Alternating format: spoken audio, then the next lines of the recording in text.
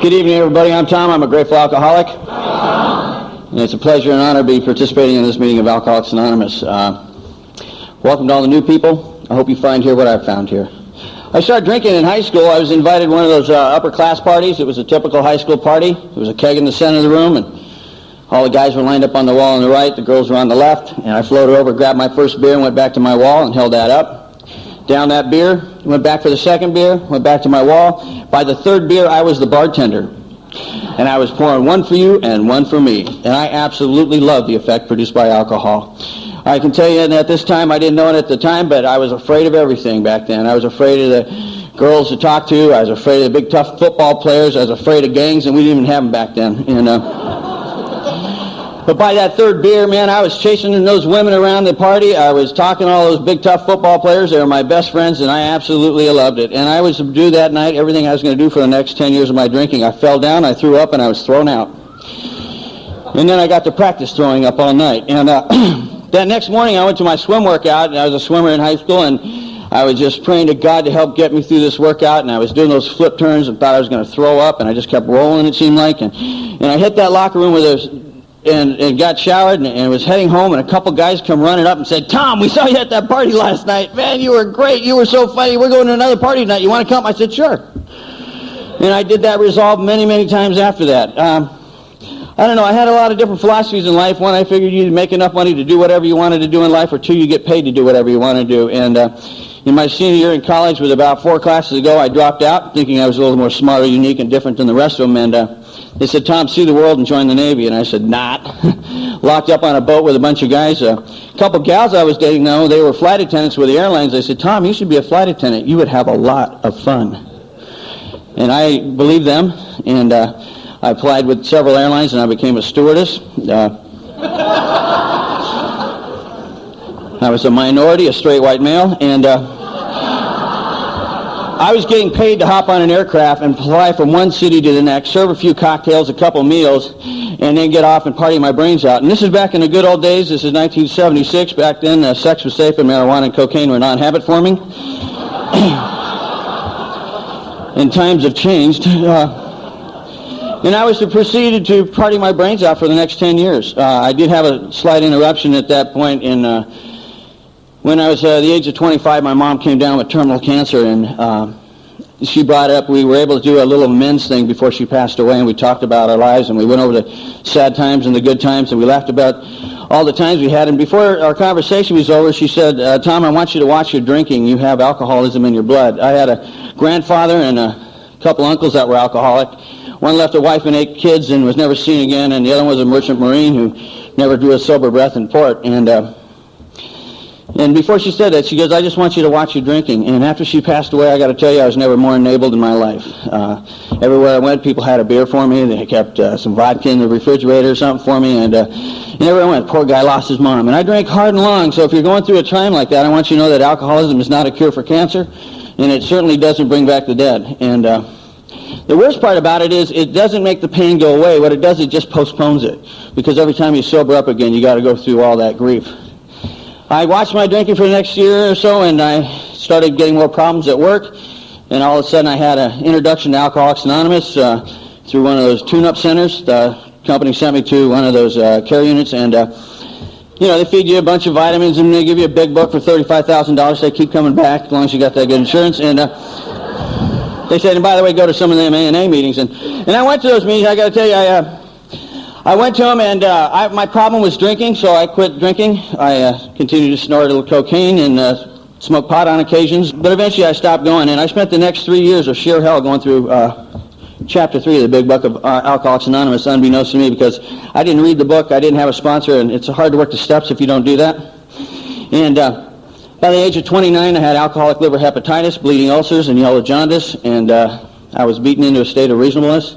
And I think God answered that one prayer that he always does around here. And I said, "God, help me." With no reservations, no deals, or whatever. I ended up coming in there in June 25th, 1984. And for some reason, I stuck around and I did what was suggested. And I followed a man who followed a man who followed God. And today I can tell you that I'm not the person who walked into the rooms of Alcoholics Anonymous. I probably wouldn't want anything to do with it at that point. But today I can tell you I have an unbelievable life.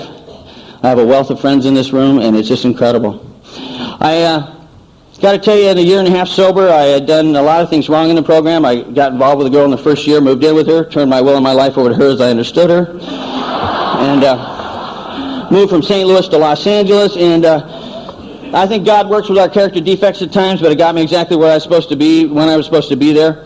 And I can tell you that with a year and a half sobriety, I had a bad week. I lost a job I'd had in the airlines for 10 years. We went on strike. And on Wednesday, I got a letter from the IRS, and on Friday, she threw me out. Didn't want to be around this bum. And my home group thought that was funny. They said, "You're right where you're supposed to be. Keep coming back." "Sound good, Tom." And I'm really pulling my hair out, and I'm going crazy, and it's absolutely insane. And I'm just thinking, why me? I'm working a good program. Check out these other ones. And I went to one of those meetings, and here's that 90-day wonder, "Hi, my name's Bob, and my life's absolutely perfect, having worked all 12 steps in their entirety. Never had it so good. Matter of fact, the wife loves me, the boss thinks I'm great, and all this stuff, and I'm ready to kill this guy, and I probably would have if you hadn't been sitting in that wheelchair." And it said, that little brain cell I didn't fry came flickering on. It said, "Do the legwork." And I started doing that, and I became willing.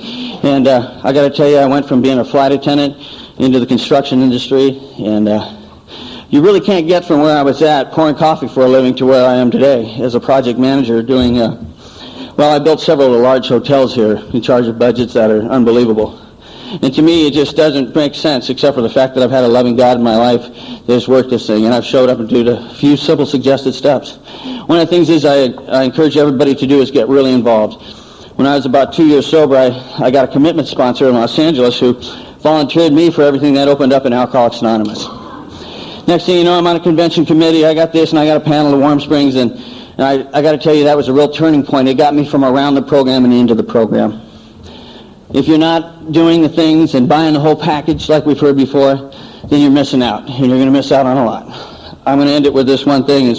There's a couple of things I wanted to say, but I had a problem with this God thing when I got here, and my sponsor laughed and said, "You think you're having a problem with God? You should see the problem he's having with you." And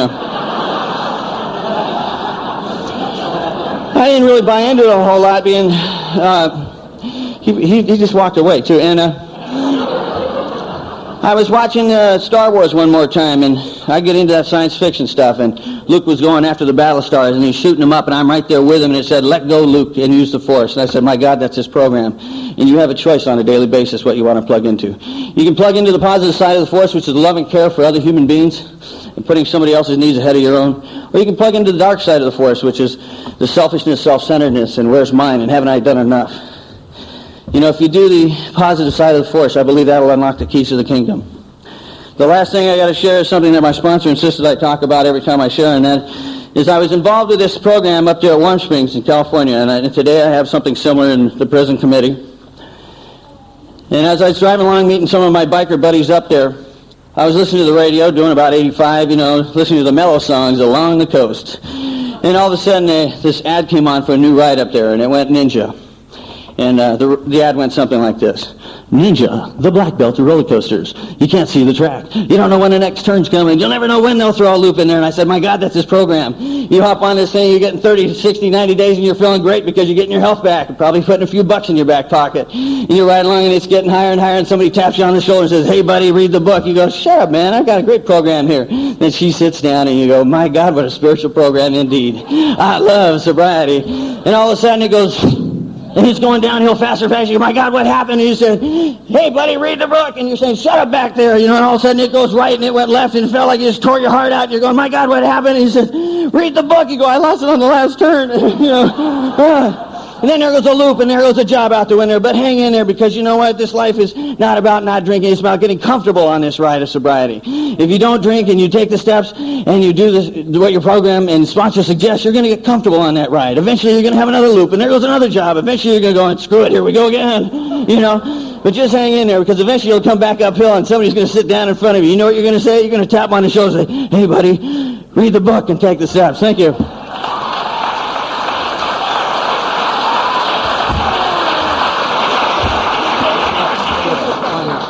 Hi everybody, my name is Minnie and I'm an alcoholic, and I get nervous doing this. And I'm sure that there's something back here that I'm supposed to say that's supposed to be profound, but I don't know what it is right this minute. I feel privileged to be a member of Alcoholics Anonymous and very grateful to be sober. 10 minutes. I can't even have breakfast in 10 minutes, but we're going to try. I'm going to give you a thumbnail sketch of what it was like, what happened, and what it's like today. I was born a very long time ago in New York City, and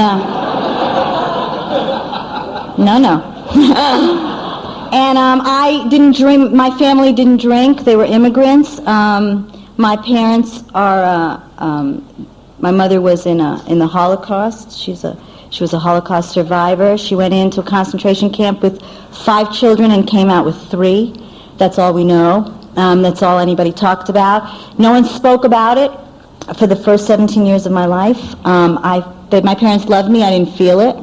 They were really good people. They weren't very present because of all the trauma they had been through. My father was the hero. He got my mom and 3 children out of this concentration camp, and he put them on his back, and he swam 13 miles down the river. And as extraordinary as that sounds, that's really true. And no one talked to me when I was growing up, and I don't blame any of them for my alcoholism. I'm just giving you a little background sketch.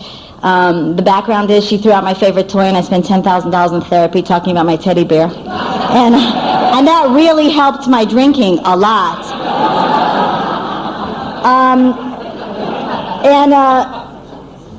It's a life, you know?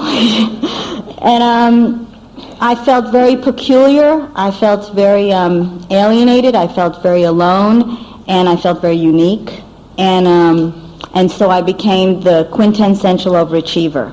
I was first women's student council president of my school. I was a varsity cheerleading captain. I was having the club. See, it's the opposite ends of the same stick. It doesn't matter if you become a goody-goody or a baddie-baddie. It's the same thing. And what it is you're screaming for love. And alcoholics are a bunch of people looking for love in all the wrong places. I had a shrink say a profound thing to me one time. He said, you know, Minnie, love doesn't cost as much as you're willing to pay. I thought, oh, please. He didn't have my childhood. What, are you kidding? I'll pay anything. I have no choice. There's no choice in that. I need it. I have to survive. I will pay anything, and I will pretend to be anybody so that you love me. I will sell my soul down the river for your approval. But not today. That was then. Anyway, I didn't drink in high school. I was too busy overachieving and compensating for being very, very ugly. I had this really big nose, and people made fun of me. Another $10,000. My character defects have been very expensive. I didn't just, you know what I mean? I mean, they really cost me. And anyway, so I'm like 19, and I can't take, you know what? I want to tell you something. I know that I'm alcoholic, not by how much I drank, but what I feel like when I'm sober. That's how I know. I don't know how you know, but that's how I know. I can't stand it. And that's why I kept going back and back and back. I don't like the taste of booze. I don't like the look of booze. I don't like the color. I don't like the glasses. I don't like all those things that go with it. I only like the feeling that it gives me, which is it takes away my fear, and I will pay any price to be loved, and I will pay any price to be fearless. I like being fearless more than I like anything else in the world, because I'm fear-ridden. I had 12 years of sobriety, and I couldn't rent a car. I got that panic thing, and I was too ashamed to tell anybody about it. So I took a limo. Thank God my husband doesn't get my credit card. I pay for it. And then eventually I told someone about it. But that's not the issue. The issue is why. It's, you know, all of that fear. Anyway, none of the lights have lit up. Oh, good, I'll talk faster. Okay, so here's what happened. I'm 19. I'm now a go-go girl. I want to be a dancer, right? My big dream, be a dancer, be a dancer. So now I'm a go-go girl. I leave college. I have a full paid scholarship at Adelphi University. I have a nose job. Those 2 things help. And I can't stand it. I can't live in my own skin. I just can't do this. So I become this wild go-go girl person running through the bars, and I meet him. Now, he happens to be 42 and gay. Hey, they can't all be Jims. Any price for love. Remember that? The any price for love?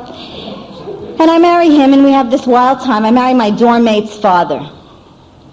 Anyway, and we have this like wild time, very distracted. You give it, an alcoholic needs a couple of things.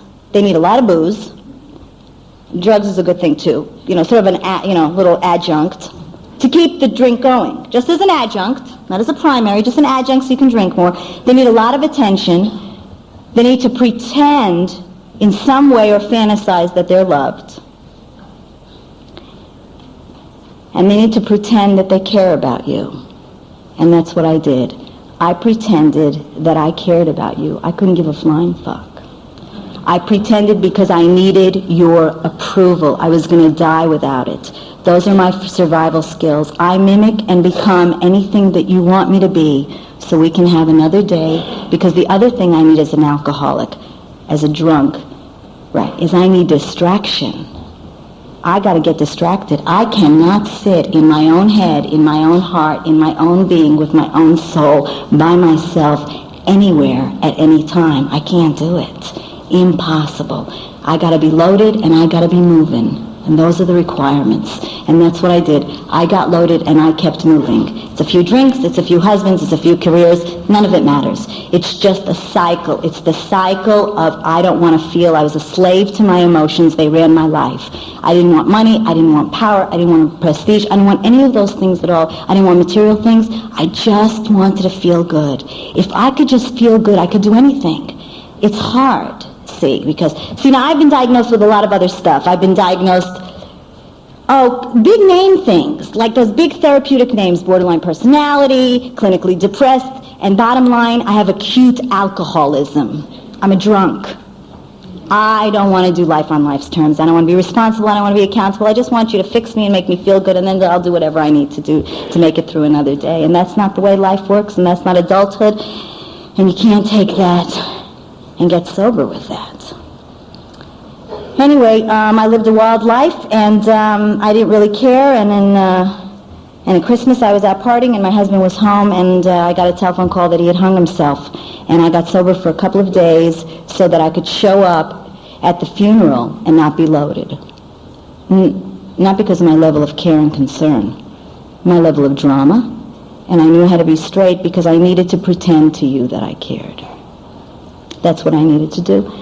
And then I went on the wild ride, and I would sober up. I became a professional dancer, blah, blah, blah, blah, blah. And, I got to the level that everybody dreams about, or seemingly dreams about. The contract at Universal Studios, the big mansion, the Rolls Royce, blah, blah, blah, blah, blah. Number one, I can't drive it, it's too big, I bang into things. Number two, I can only drink and I'm paranoid, so I have to keep all the doors closed. I can only, one room that I can drink. I can't do all those other rooms, and I hate to clean because I'm Jewish, and I just, it didn't work. None of that stuff really worked for me. And I just can't do all that stuff, but I can drink and I can pursue what it is that I have to pursue in order to maintain my habit. And my habit costs a lot of money. It's expensive.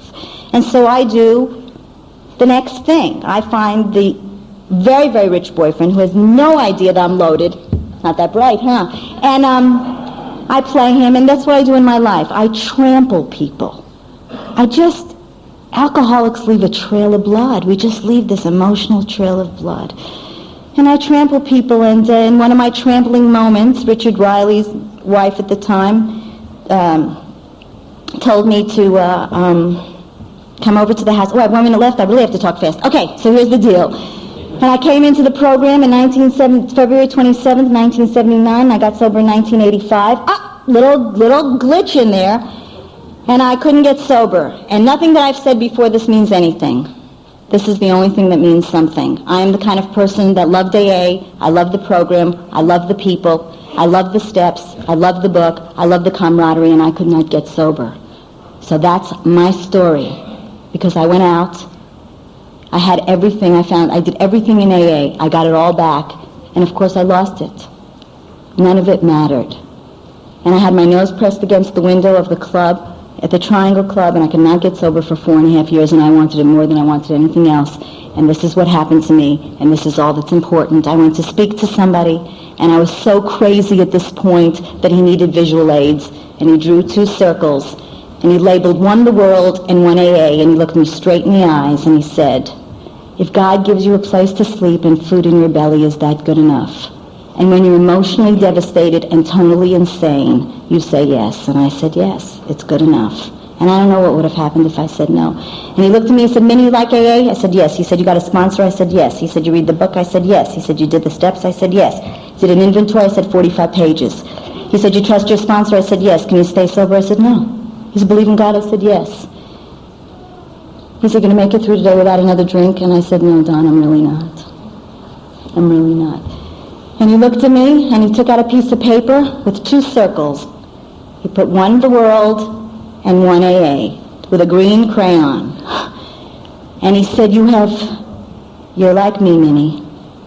You live in the world and you go to AA, right? And I said, yeah, Don, that's what I do. And he said, you're going to die that way. You don't have a shot in hell. And I just looked at him, and it was sort of devastating, these piercing eyes. And he drew a big circle and a little one in the middle. And the little one was AA, and the outside was the world. And he said, from this day forward, you have forfeited the right to live in the world. From this day forward, you live in Alcoholics Anonymous, and you go to the world. And then you come back to Alcoholics Anonymous. Did you get that? And that was my moment. And it went click. And I went home, and I hit my knees. And I can't say that, because I think you're not supposed to have bad language up here, because everybody's dressed up. Anyway, I hit my knees and I said, bring it on, because I knew I was running from the pain of sobriety. I knew it. And you know what? I had a spiritual experience. The obsession was lifted. I never looked back, and I'm having the time of my life. And the only thing I have to do is be more than I am in Alcoholics Anonymous and in life. I have to make a difference. I have no choice. Thank you.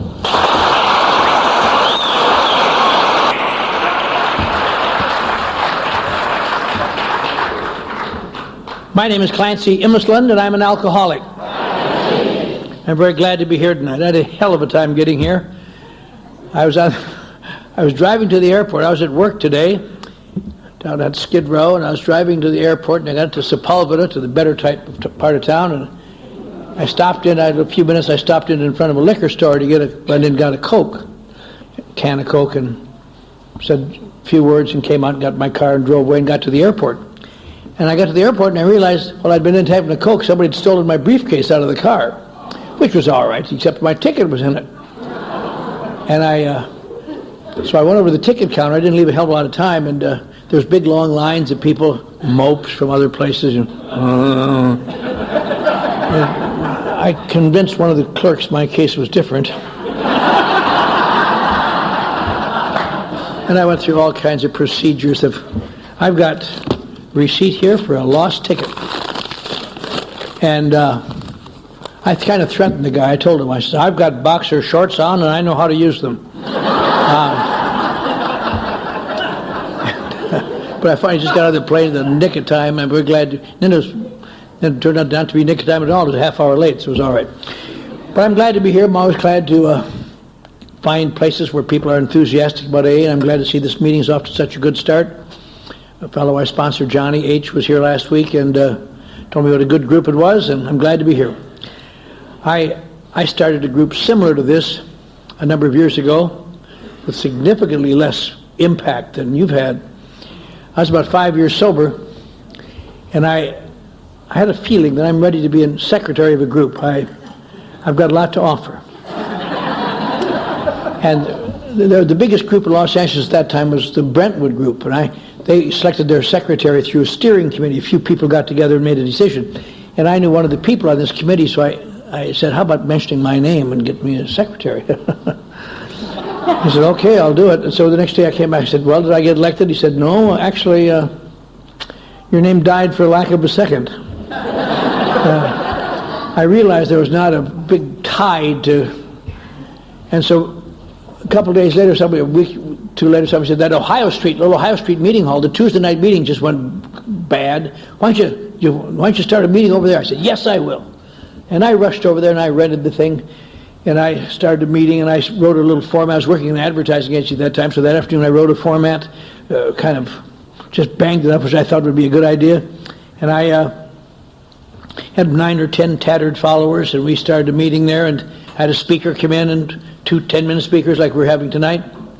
And at the end of the meeting, I gave a few announcements. I could just see the groundswell starting. The next week, we had about 14 people. The next week, we had about 19 people. And then I think I offended some people with my announcements. We were back to 9 people. Yes. They weren't ready for truth, I'll tell you. And at the end of a year, they had about 30 people there, maybe 30 people, coming regularly, plus others. And I thought to myself, a lot of groups would have an election at the end of a year, but this would really be unfair to these people because they're good people, but they don't have the focus I have. So I decided to just quietly sacrifice myself, and I stayed on as secretary. At the end of 2 years, we're up to about 60 people and doing quite well. And I thought, God, we should have a, well, not quite. It's like dealing with an emerging African nation. I mean, they know the words, but they don't quite have it here yet. And I thought, I don't care how inconvenient it is to me. I'm going to stay on as secretary. About 2 or 3 months later, I was sitting back in the kitchen in Ohio Street. I'd selected a bad speaker, so I was sitting in the kitchen not listening. I was reading a book or something, and some guy came up to me whose life I had saved, incidentally, and said, "Are we ever going to have an election around here?" I said, "Why? The group is growing. We're doing good. We've got the best tradition observations in the country. We're doing fine. What do you have on the election for?" I said, "Well, don't be upset." He said, "It's just that people in other groups will say, are you ever going to have an election? If we had an election and voted you in, then nobody could say a word." I said, "That's a good thought." So I had an election and they swept me out of office. I didn't care. I still got the ballots home. That was 1965. Over the years, I'm no longer the secretary. You'll have that feeling someday. I'm the founder. And to tell you what a good job I did to establish that meeting, even after I got out of office, it really took off.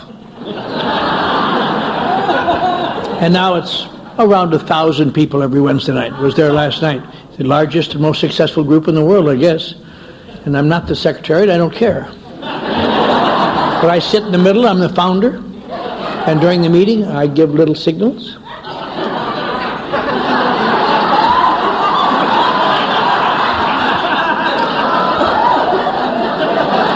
Nobody pays any attention, but it cheers me up.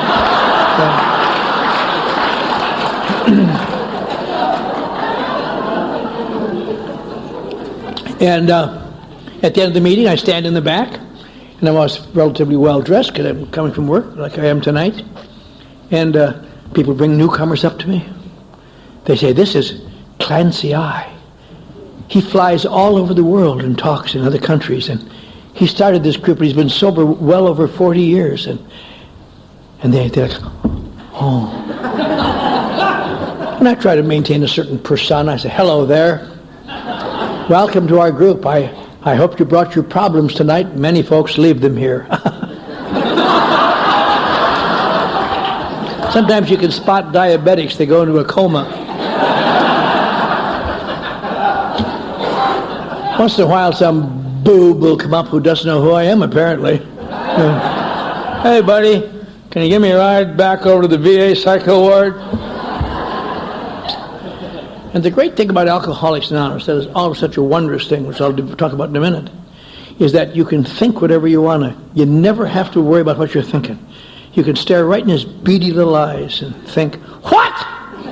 Give you a ride to the VA psycho ward? My God, there's 1,000 people in this room who need action desperately. There's one who has given all, year after year after year. I'm a vessel that's been tipped and dripped out. I'm not just a guy standing around looking good. I'm Clancy I from up in the sky, helping people throughout the world." Now I can think that as long as I say, "Okay." And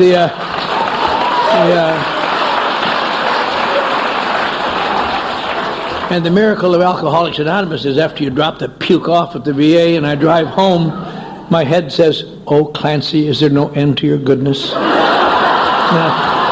That's reassuring. At the Pacific Group, we bought a little thing called the poop sheet, which has thoughts and ideas and so on. And yesterday they had a good little thing, and they said, many newcomers wonder what structure is. We always talk about the structure of the group. The best single structure is doing what you ought to do, when you ought to do it, whether you feel like it or not. That is almost the cornerstone of sobriety in my life, and it took me many years to achieve it.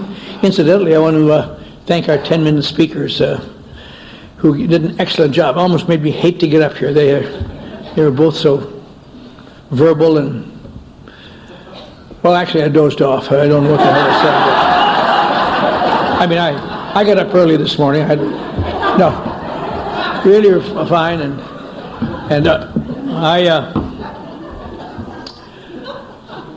several people have mentioned tonight that they saw this A&E special Monday night. Don't take up a love offering. I had to pay extra for this second ticket. Anyway, yeah. But I haven't seen it yet, so I know about it because my wife told me about it, but I haven't seen it because I was up in Idlewild talking to a painting up there, you know.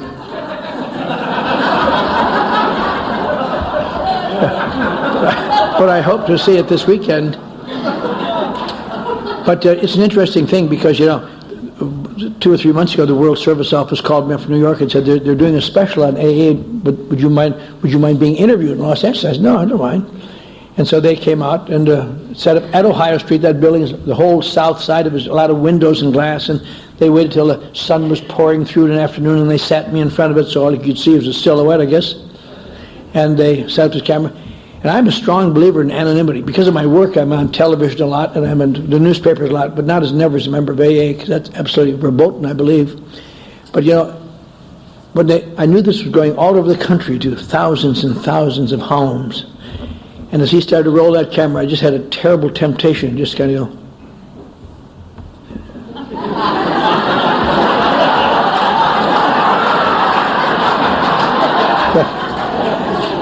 I fought it off, but it was nip and tuck. But it's interesting. He asked me some questions that apparently they didn't use on the air. They used some other schmoozing I did. But the questions he asked me I thought were very impressive. I didn't give very good answers to them, I guess, which is why they didn't use them. But he said questions. The first question he asked me, usually they ask you questions, puffball questions, like, well, how many chapters do you have, and how many people are there? And he said, why is it that some alcoholics can get sober without AA and others have to have AA? What's the reason for that? Good question. And it is a very good question, and it's quite obvious that that's true.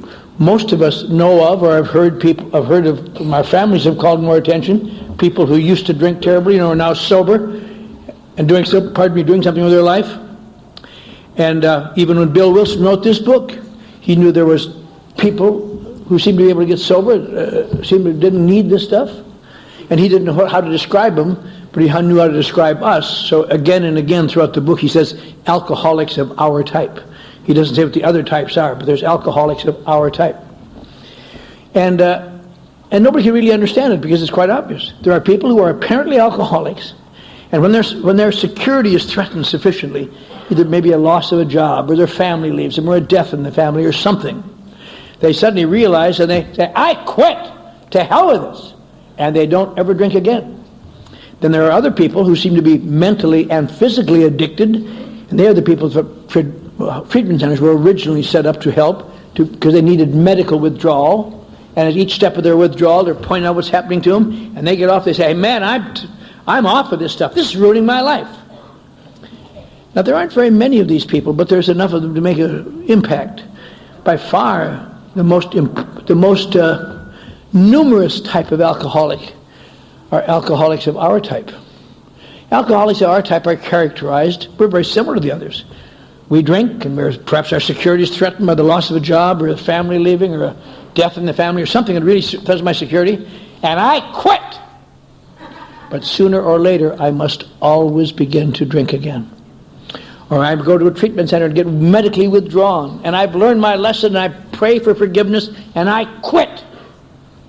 but sooner or later, I'd drink again. And we are the type of people who baffle science and baffle medical people and baffle religion and baffle our families and baffle, there goes a couple of them now.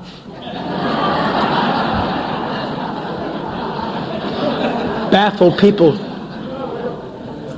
We baffle people, and most of the people in this room have had that experience. I'm sure I've had it a number of times. I'm sure some of you have had it. Of having your family or someone close to you say, "Oh, how could you? You were starting to do good again, and the children were back, and you had your job, and now you've ruined it all again. How could you?" Or variations of that. I've heard that, and I'm sure you've heard it too. And they act as though I know an answer, and I don't know an answer, and I'm baffled and frustrated and angry. So my only answer to that is, leave me alone, God damn it, leave me alone. Because I don't know any answer. And that's the type of alcoholic that through centuries has baffled people and created heartache and left a swath of destruction. And as baffling to themselves as they are to the people around them. Now, I didn't have a chance to give a big answer like that to the guy because he didn't want a big answer like that. I just had to tell him, well, there are some people who seem to be able to stop drinking when their security is threatened, and a great many are not. And the sad thing is the many who are not begin by thinking they're the ones who can. I was reading chapter 3 tonight. All of us have come to think we can handle this or find a way to beat it. And people of our sort are driven to the wall because we haven't found a way to treat it. Then he asked me another interesting question. He said, okay, the people that go to AA, how come some of them can stay sober and some of them can't? Because they're all hearing the same thing. And that's really true. If you've been here very long, you know that to be accurate. If this front row here, these 10 people or so, all were newcomers tonight at their first meeting, and they went to the same meetings, had the same sponsor, read the same book, did the same things, in a couple of weeks, a couple of them would be gone. Pretty soon a couple more would be gone. Maybe at the end of the year, a couple will be here to take a birthday cake. And no one could tell which one of the two would be here. Sometimes the one that seems to be most earnest are the ones that are gone, and the ones that are sullen and bitter stay around and are transformed. Who can explain that? How do you explain such a thing? Why do some people stay sober and some people don't in the same program? And when I'm trying to give them an answer, I had to think about my own life. I hate pain. I am a hedonist of the first water. I hate physical pain and I hate mental pain. And so I have to wonder why, after being in great pain and being brought to Alcoholics Anonymous, why did I slip year after year after year after year after year after year after year after year after year? The worst years of my life came after I came to Alcoholics Anonymous and good people tried to help me. And for a while I was a kind of a high bottom drunk, and then I was a medium bottom drunk for a few years, up and down, and finally at the end, the last day I drank, two guys threw me out of a Skid Row mission and said, "And stay out of here, you damn bum." Now I tried to explain to them, I'm not a bum. 3 years ago I was on the faculty of the University of Texas. Ads that I helped write, the old Elsie and Elmer ads for the Borden Company, were running that very week in Life and Time and Saturday Evening Post. I've had my picture in the New York Times for one of my achievements. How many people do you know have had their picture in the New York Times for one of their achievements? But it's hard to explain these things in midair.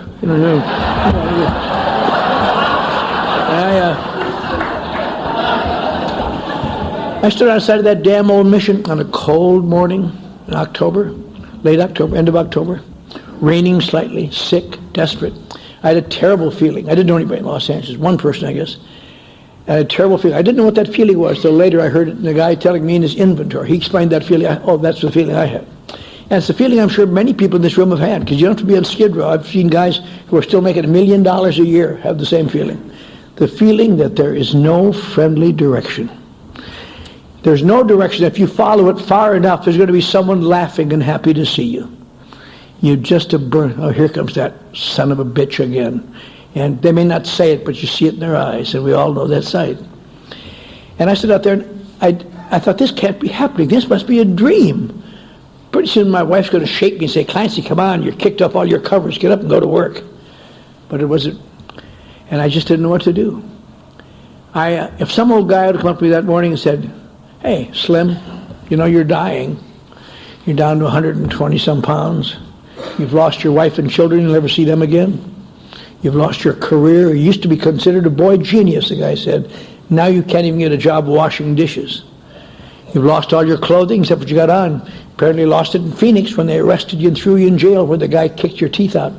And I knew that happened because my lips were swollen and my gums were bleeding.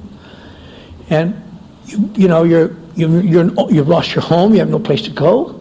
You're an only child, and your mother's no longer allowed to accept phone calls from you up in northern Wisconsin because your stepfather's so tired of watching you calling her up and manipulating her and give her a sad story to get a few more bucks. Now, you've been going to AA off and on for 10 years, and you think you're awful smart. And you never thought AA was enough for you because you spent your money in psychoanalysis like Minnie, discovered things and understand things. Why don't you just, for God's sakes, go back to AA one more time and admit you're an alcoholic, something you've never done? And if a guy said that to me, and if I'm in a mood to be honest, which I may or may not have been, I'd have had to say, it isn't the way it looked, pal. It isn't the way it looks. I know I look terrible, but I'm not really an alcoholic. Not really. I know there's something wrong with me. I know there's something wrong with me since I was a little boy. I'm not quite good enough somehow, and I get afraid a lot. And there's something missing in me. I don't know what's missing in me, but people get close to me and they apparently can spot it. They don't tell me what it is. But when people get close to me, they apparently don't like me very much anymore. I've never been able to successfully maintain any kind of relationships of any kind with anybody to speak of.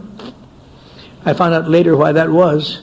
And you may be having some trouble with your relationships. And if you're the way I was, insecure and frightened and lonely and different. I discovered that when you're that way, approval, you have very little or no self-approval. So whatever approval you have has to come from outside. And so all I ever ask of people who I have a long-term relationship with, or a close relationship, all I ask of you is just treat me special all the time. I don't consciously do it, but I did it again and again. Because if you start treating me special, I feel average. If you treat me average, I feel rejected. When you start treating me special, I'm gone. Average, I'm gone. So I'll reject you before you reject me. I'm going to protect myself. But I didn't know at the time. All I knew is that everything I was like a reverse Midas effect. Everything I touched turned to crap. Somehow, and I don't know why, all I ever wanted to be was a good guy. And I spent thousands of dollars in psychoanalysis.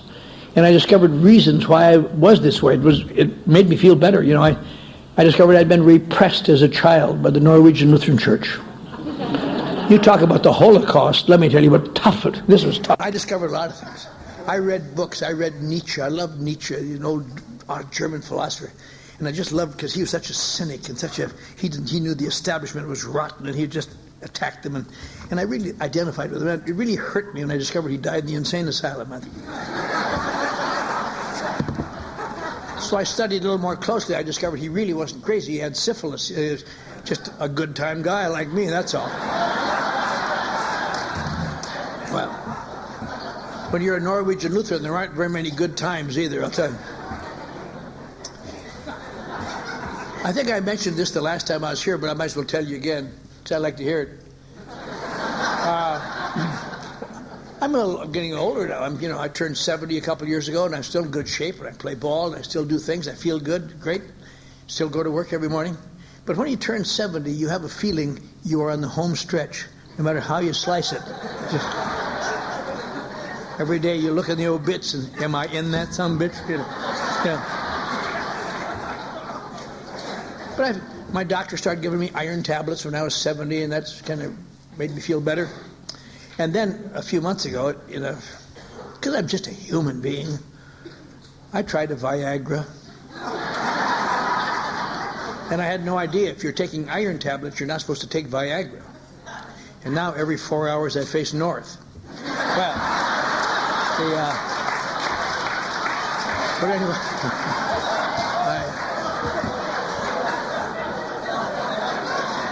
there's a guy where I work who he's more coarse than I am. He says, I just take an eighth of a Viagra every morning. I said, why? What good is that? He says, keeps me from peeing on my shoes.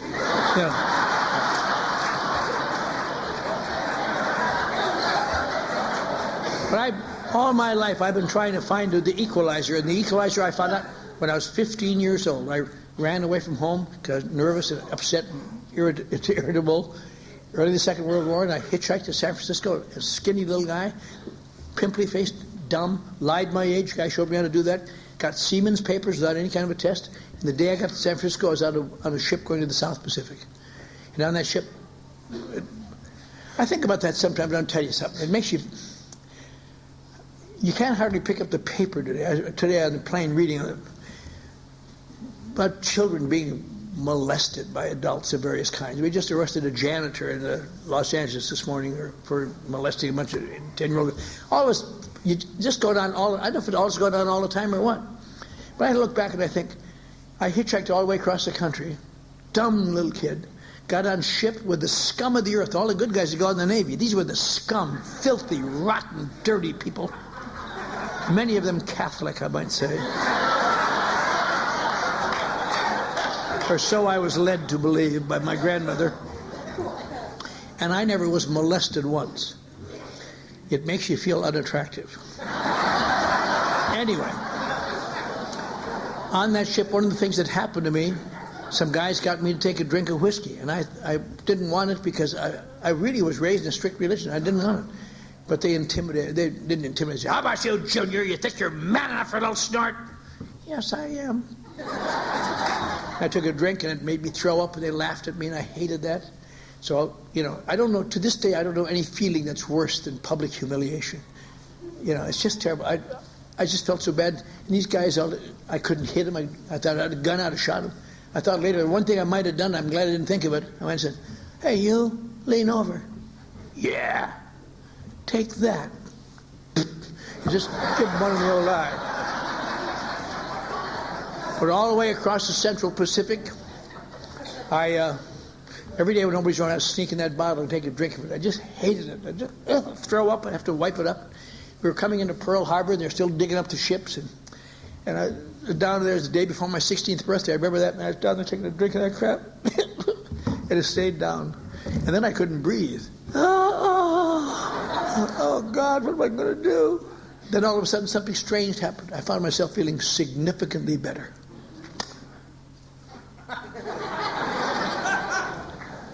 And that was the first time in my life I ever felt the way men looked. It was a great feeling. A couple of days later, they took me into Pearl or Honolulu and filled me full of beer and got me drunk, and I threw up, but it was fun. And I didn't become a raging alcoholic. As when you're a teenager, you go through those rites. On that ship, nobody in my family smoked. They all smoked. So I smoked and puked and smoked and puked. The one day I smoked and didn't puke. I learned how to lust effectively. I mean, don't misunderstand me. Even at the age of 15 in Eau Claire, Wisconsin, I'd had sex. But I'd been apprehensive, and I'd been afraid, and I'd been alone. And these guys taught me you could do it with people. And later on, I won another ship in the Aleutian Islands, got a little less dumb, and then I went in the Navy. At the end of the war, then it was up in Northern California, in a hospital being sewed together, and they passed around some tests. I wasn't good on tests. They gave me a high school diploma, because I'm still a junior in high school in Eau Claire, Wisconsin. And after the war, I went to college, first class of veterans, 1946. I don't know if anybody here is old enough to remember that. But that really was exotic, because only time in American history, millions of people all got out of college or got out of the service, and they all had the GI Bill. And a lot of them went to college just for something to do for a while. And so the colleges were jam full, and they were renting buildings. And you'd go to a freshman English class, and there'd be some hard, grizzled old Marine sergeant, about 50, sitting next to some little honey just out of Plum Bum High School. Were you in the war? Yeah, do you put out? Yeah, just terrible. Sometimes they said yes. Well, but I got married in college. I met this girl with black hair, and I didn't even care she was a Catholic, and my grandmother went into a fit about it, but I loved her. And I went out in the world, I became a sports writer. I was thinking about that last weekend. I was at the 50th reunion of my graduating class up in Wisconsin. And I was so happy to see a lot of those people looking bad. Looked old and feeble. And I'm doing good. But some of them looked better than I did. It hurt me a lot. But anyway, it is amazing to go back to your 50th college reunion. Because some of these kids, one was owned a big stockbroking firm in New York, one had been Undersecretary of Defense, and these boobs, it just seems so funny that these kids at But anyway, I went out in the world. I became a sports writer. My wife began having children like Catholic women do, just incessantly. I began a national career dropping little Catholics all over the world here. So I had to get better jobs. I got into advertising and public relations. I did some good jobs. And all these years I drank, and all these years I worked. And I drank too much sometimes. They sent me to AA briefly. AA had no answer for me when I was a young man. I was 22 when I went to my first meeting. And that doesn't seem very young in AA now, but then no one had heard of anybody within 20 years of it, that state. And I don't know what they said, but I'm sure if you're new tonight, you think you're hearing us at some of the meetings, Just seemed to me they said things like, I stayed drunk around the clock for 20 years. One day I walked through that door. They told me to put the plug in the jug. And I did. And I've just never been so goddamn happy.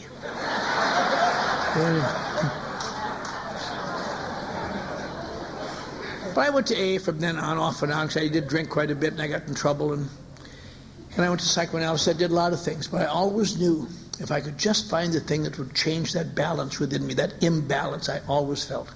And the imbalance seemed to be getting worse as I went along. And I didn't know what to do with it. I tried everything I knew within power, because I never wanted to be a bad guy. I don't think very many people do. But unfortunately, people like me seem to have two speeds, very good and to hell with it. And you stay as good as long as you can, and then to hell with it. You stay bad as long as you can, and then you got to get good. There's just never any rest anywhere. And little by little, I went to hell. And one morning, I found myself standing in front of a Skid Row mission, and there was no explanation for it. And it was raining, and I wanted to get out of the rain, and I knew that someone had told me someone had dropped me off there a couple of days before. I had been in town about a week or two, of an AA club. But I know if you go back to around those AA clubs, you could hustle them a little bit sometimes, because they're simpletons, to like catch a break somewhere. And I walked out to this club. It was 72 blocks. That's a long way in the rain. I found out where it was. And I got there, and it's the same old crazed fanatics and their steps, and they're meaningless. Turn your life over to God. Work the steps. Do the thing. I know very few things more tedious to an intelligent, non-alcoholic slipper than being surrounded by AA fanatics. Jesus, they're a terrible bunch. And I hung around there, and at night they had a meeting. I ate about 8 pounds of cake. That's all there was. I have no teeth. I went to this meeting. Somebody talked about gratitude, and I almost puked it back up. And that night they let me sleep in an abandoned car in their parking lot in the garage. Isn't that something? 5 years ago, I'd have hired and fired these pukes, and now they're putting me in an abandoned car. Someday I'll be on top, and I'll come back and buy this club, and I'll have their ass. I'll tell you. Next morning I went in there having a spiritual meeting. I almost puked again. And this went on for days. It kept raining. My God. I thought, maybe I'm dead. Maybe my grandmother's right. This is hell for marrying a Catholic. Just day after day of people telling me about the program. And I had no idea that would be my sobriety date, because I didn't want it to be, had no intention for it to be. And I've often thought, as Minnie told us tonight, what happened, the moment of truth for her, kneeling by her bed after trying many of these things. And I'll tell you, there are authorities in AA. I'll tell you who authorities are. They are people who come from far away. When we have conventions in California, we bring people from New York and Virginia and Florida. When they have conventions in New York, they bring people from California, even from Las Vegas.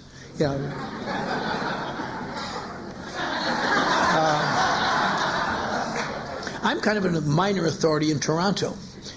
I go there every year, and every morning, on this one day on Saturday, I talk on something like the history of AA or the traditions or some other dull subject. In the afternoon, there's a question and answer session. Then at night, I tell my story.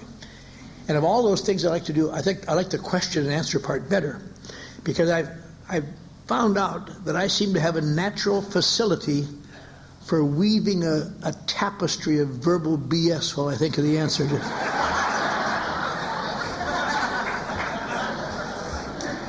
A few years ago, I was out there talking, and one of my says, Clancy, I have a question. If you don't mind, I wouldn't like one of your long answers. I thought somebody ought to go back and slap her. I didn't say it. She said, every year we hear about how long you slipped and how terrible it was, and how long you've been sober and how wonderful it is. What was the difference? What was the dividing line? What happened? Just tell me in a sentence or two, if you will. I thought, you can't answer that in a sentence or two. That's ridiculous. That's just stupid. I didn't say this either. I said, it's a rather complex topic to do that. I thought to myself, I'd like to find out where you live and come over and smash your face. Because it threw off my rhythm. I said, I'll have to think about that. That night I was taking a shower before the meeting, and the answer came. At least an answer came, and I didn't like it as a crazy, goofy little answer. I like answers that have a little body, a little panache, a little zip.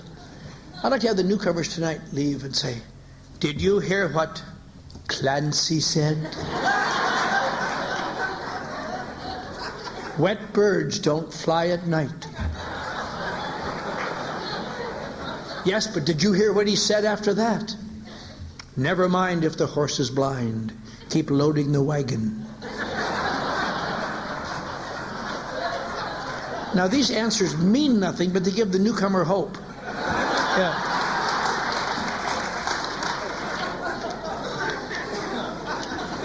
The answer I thought of in that shower was, this was the first time I did things that I thought were demeaning and stupid and beneath me. And I didn't do it because I wanted sobriety. I did to hang around that club so I wouldn't have to leave there till I could on my feet. And I found somehow my resistance was down. I mean, for example, we have styrofoam cups here. In those days, nobody had styrofoam cups. Everybody had porcelain cups. So after every meeting, they had to wash dishes. Because you without the teeth, would you wash dishes tonight? If I had any zip left, I'd say, no, I don't want to wash dishes tonight. Wash this. Yeah. But I found myself saying, all right, yeah. You want to help clean up the hall?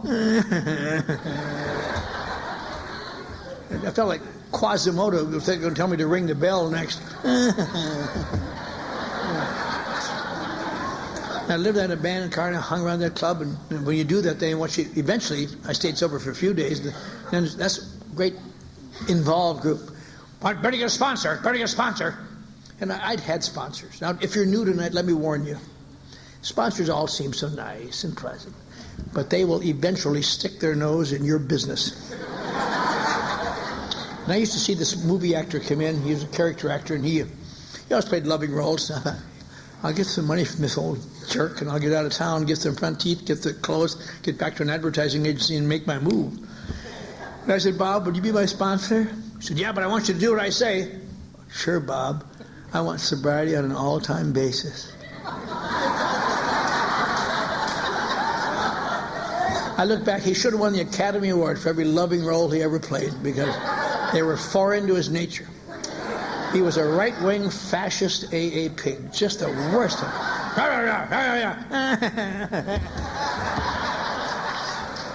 I used to wonder, why would I take crap like that from this guy? Because I never took crap from anybody. That's my stock and trade all my adult life. Don't give me any crap. I don't know how big jobs, big advertising agencies. Somebody gives me some crap. Get yourself another boy. I'm gone. I don't know how many nights in bars. People say, you don't seem to be so much. You don't think so, son of a bitch? Try me. And I get knocked on my can a lot. But they know I'm tough. Now, after I was sober, I wondered why I always had to be so defiant. It took me a long time to understand that. You know why? Because all my life I secretly knew that I was a weakling, and I hate it. I despise being a weakling inside, and no one's ever going to find out if I got to fight every night, and if I got to quit jobs, whatever I got to do, you're not going to find out I'm a weakling. And the odd thing about AA is this: you stay here long enough and do some of this junk, and eventually you become strong. And then you can afford to be weak. But you can't afford to be weak when you're weak. Funny paradox. But why would I take that crap? Because he was the first person I ever met that seemed to understand what I felt. He would tell me things. I said, yes, I know what I believed that he knew how I felt. Now, what difference would that make? The difference is what makes Alcoholics Anonymous work. I've been getting advice all my life. But it's just information, because I know you don't know what the hell you're talking about. You may for you and people like you, but not for me. I have problems you don't even understand. And this guy seemed to know how I was feeling. And therefore, what he told me was no longer just information, it was advice. And begrudgingly I'd try little bits of it, and little bits of it.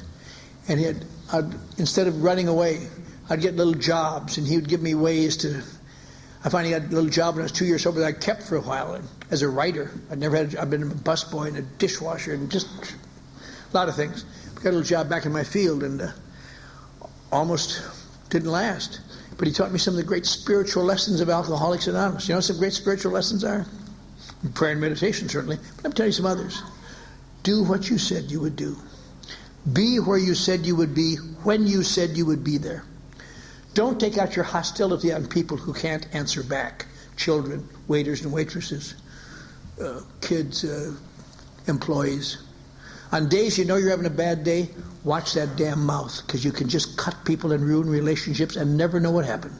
And on and on. And I didn't learn them well, but I learned enough to hold that job. And when I was sober 4 years, I finally got some front teeth. But nobody in that medical corporation didn't know I didn't have front teeth. I carried my lip like this for 2 years. They thought I'd been burned in a fire, I guess. When I was 5 years sober, I was director of advertising for that corporation. When I was 7 years sober, another guy and I were brought into Hollywood. We created something called Boss Radio, became the #1 hard rock station in the world. We all wore shiny suits and said things like, "What's coming on down, baby?" But you get sick of pimping to teenagers. When I was 10 years sober, I was downtown doing public relations for oil companies. 15 years sober, I was a marketing director in Beverly Hills. When I was 5 years sober, the same wife and children heard the crinkle of green in my wallet all the way to Dallas, leaped out of their post office box, rushed to my side. 9 months and 10 seconds later, another Catholic hit the street.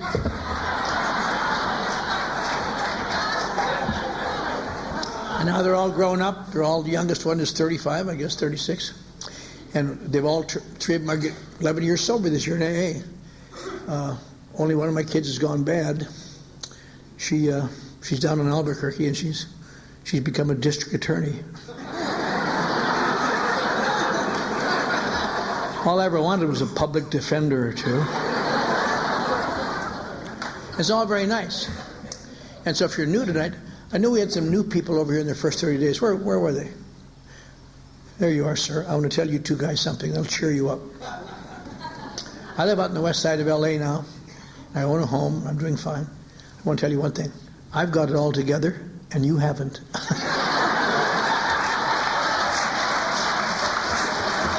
But I know you're happy for me. That's what counts. I didn't say that. I didn't really say that to embarrass you. I do because I really have affection for you. I really do. But I want to explain something to you. I want to give you a 5-minute talk. Then I'm going to sit down. I guess I got 5 minutes. Everything I've told you is true up to now. And I'm going to tell you some more truth. But this was an introduction. I'm going to give you a 5-minute AA talk. The most important thing I said tonight, guys, and the young lady behind you, and nobody paid any attention to. I said, my name is Clancy Immisland, and I'm an alcoholic. You may think about that later. When did that old fool become an alcoholic? He was an alcoholic when he drank. He was an alcoholic when he got sober. When did he become an alcoholic? Now, people like me and perhaps like you know we can't be alcoholics because my problem really isn't alcohol. It is when I'm drinking too much, no question about that. But it really isn't the problem. I have holes in me that nobody understands, and feelings of deficiencies and inadequacies and fears and lonelinesses that psychic, that sometimes are compounded when I'm in the middle of crowds. So how do you explain that to anybody? I was glad that I survived around here doing these stupid actions and trying to please my sponsor. I didn't have any idea I didn't want to return to God or find AA or nothing. I was just trying to please that sponsor. I got into a kind of just giving up and doing. And I stayed sober long enough somehow.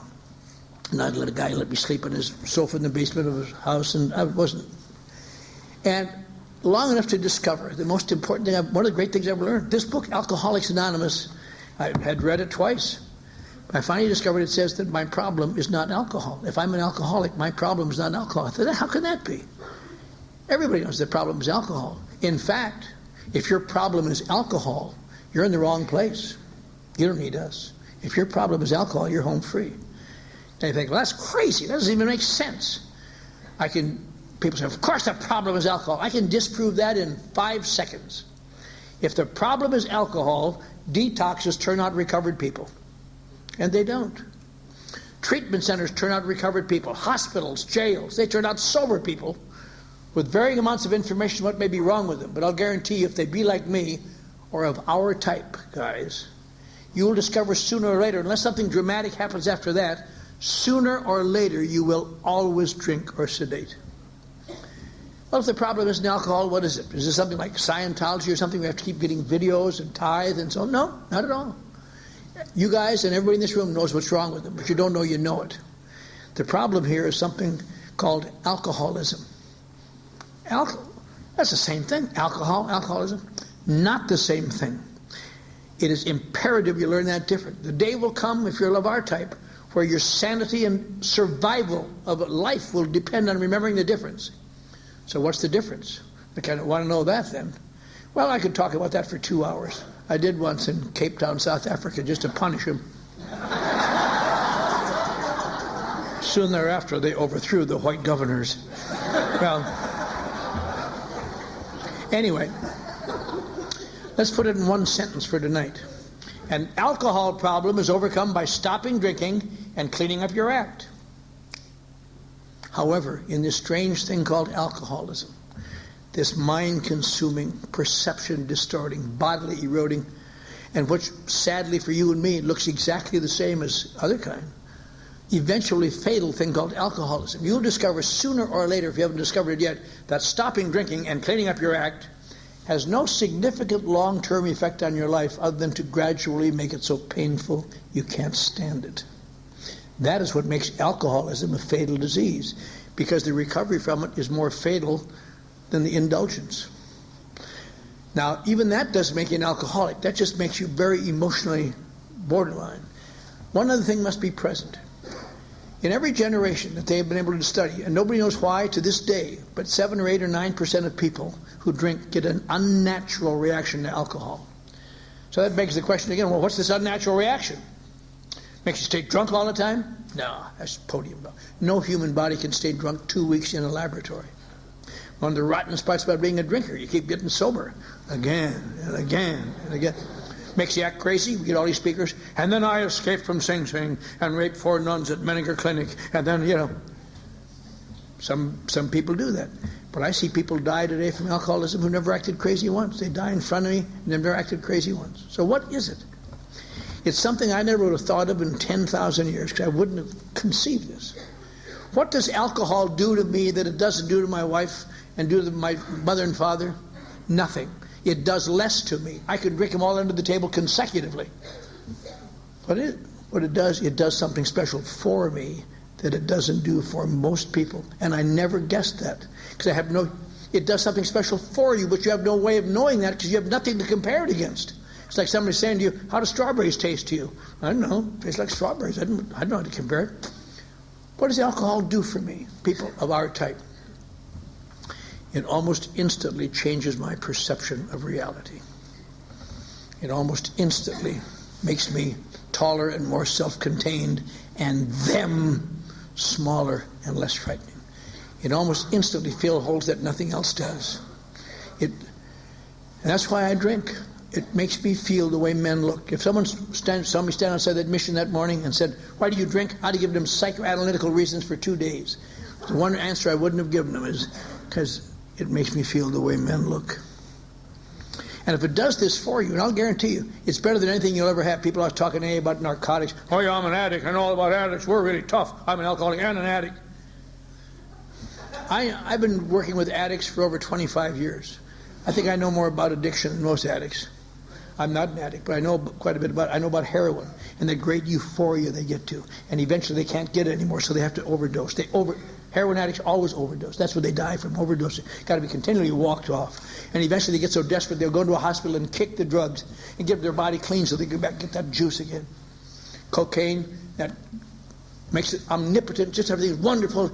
And eventually you get, now the new thing on the streets is crack cocaine, of course, that terrible stuff that they just cheap, but it doesn't last long, but it gives you such a high. And as soon as you're just off this one, got to go do it again. And it's just euphoric.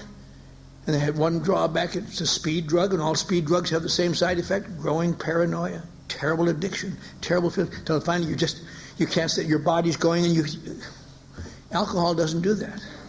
get the last stages, it gets kind of bad. But for a long time, alcohol just puts me where I want to be. Sometimes I drink too much.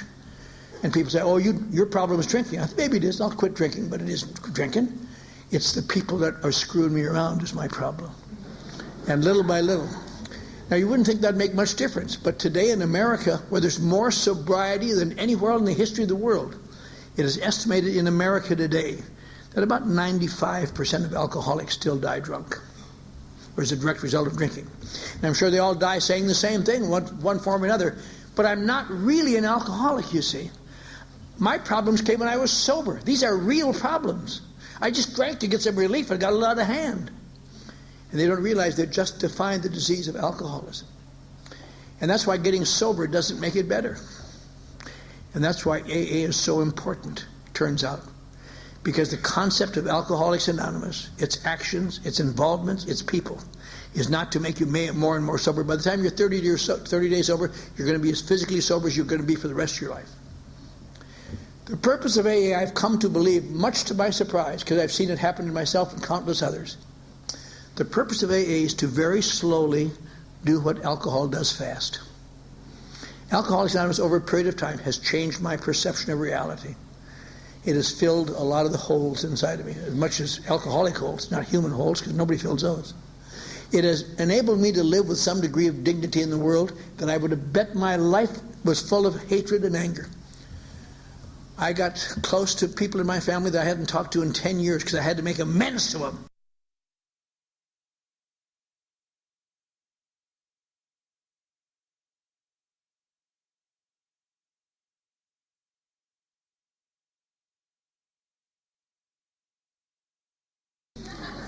And after that, I got to love them.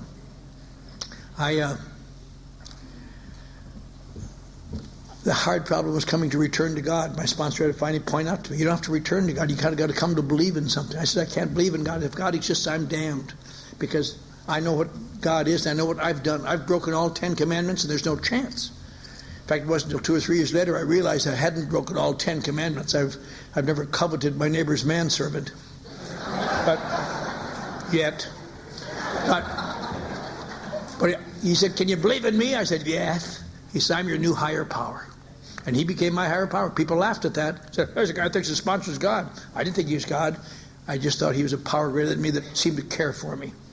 And I'll tell you this, if you're new, I would much rather see you believe in your sponsor than you believe in, than to pretend to believe in a God that you don't believe in. Because you can fool him at 8 o'clock at night, but you can't fool that dark at 2 in the morning, I'll tell you that.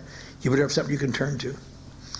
And little by little, I came to believe in a God that loves me, much to my surprise. I prayed to that God earnestly every day for the last 40 years. Who would have thought such a thing? But all of that is just even secondary, having a family, whatever it might be. What a concept. There's a name for what's wrong with me. Minnie described it. Our first speaker described it. It is something that, it isn't the alcohol, it's what makes me drink alcohol and what alcohol does for me when I drink it. And nothing I will ever do will enable me to drink alcohol. That stupid goddamn thing on the television last week, but I'm not judging it. But if you saw it, a whole program in 2020 designed how alcoholics can drink again if they just do it right. None of them ever know that we're not drinking for the alcohol, we're drinking for the feeling. And if I get the feeling, nothing's going to make it any better than that. But little by little, you come to live with some degree of dignity, to walk with some degree of dignity. The last thing I want to tell you is that sometimes you make a bum decision. I've made a lot of them, and you can't hardly explain. When I was about 15 years sober, I was a marketing director in Beverly Hills. My family came back, and everything was fine. And one day, in a fit of misjudgment, I left that job at Beverly Hills, and for the last 26 years, I run the mission on Skid Row that threw me out in 1958. And people say, why would you want to give up your career to run that damn mission? And I've never thought of a good answer to that. Well, it was such a significant decrease in salary, I thought it must be spiritual. It isn't a treatment center, we're way below that. We're just trying to keep people alive. When I get out of my car in the morning, I step over the bodies of dying men and women to get to my office. And this afternoon when I went to the airport, I stepped over the bodies of a dying man and a dying woman to get here. You think, how could you do such a thing? Because you do it for a long time, and I see myself lying there, and there's nothing I can do. They say, well, where's God's grace? God's grace is present, in my opinion, for everybody. But I got to extend myself to get it. And that's what AA teaches me, to take the actions that make it right. The last thing I want to say, sometimes AA doesn't seem as though it understands. It isn't therapeutically sound because they don't seem to understand the nature of my emotional feelings. It's as though I'll say I'm out of balance. I'm born, I suppose we're born like this. But in my life, I've been more and more out of balance. It's like there's a big, heavy black thing growing on this side. And I just fight it. And when I drink, it makes the scale go away. And it's just wonderful. But then it comes back and it's a little bit more. And it's just pretty soon you just, oh my God, nobody understands. And you go to AA and say, what do I do? Look who I am. They say, well, we're just going to ignore that big thing on your scale. What are you talking about? It's killing me. No, we have a different solution. We have a little bucket here called actions and a little spoon. We're going to work on this side. There's nothing wrong with this side. It's this side. Just do it. And eventually, if you do it long enough, that damn scale starts to move. And if you do it long enough, you're in balance. Nothing you will ever do will change this side of the scale, but you can balance it again. And it's just wonderful. That's when you go through, oh, I'm so happy in my program. I've found love and understanding. It's just but through some celestial prank, there's a little tiny hole on this side. You just get that baby in balance. Oh, I'm so happy. Oh, Jesus Christ. Yeah. Yeah. And that's what we're asking you to do. If you guys, you new guys, you got a lot of scrubbing to do, but after you're here a while, it isn't quite so much. But you take the actions. You say yes to requests. You go to meetings. You make yourself available. Someday you show your gratitude by helping others. Not show your gratitude, get your gratitude by helping others.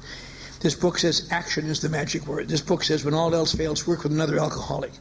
What for? To be good? Nah.